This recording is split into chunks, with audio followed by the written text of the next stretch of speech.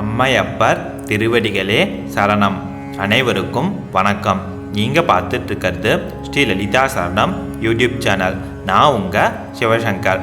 இன்னைக்கு தேய்பிறை அஷ்டமி, பைரவமூர்த்தியை வணங்க உகந்த நன்னாள். இந்த நன்னாளில் நம்ம பார்க்க இருக்கிறது அஷ்ட பைரவரில் இரண்டாவது பைரவரான ருரு பைரவர் அப்படிங்கிற பைரவமூர்த்தியினுடைய தியான ஸ்லோகம்.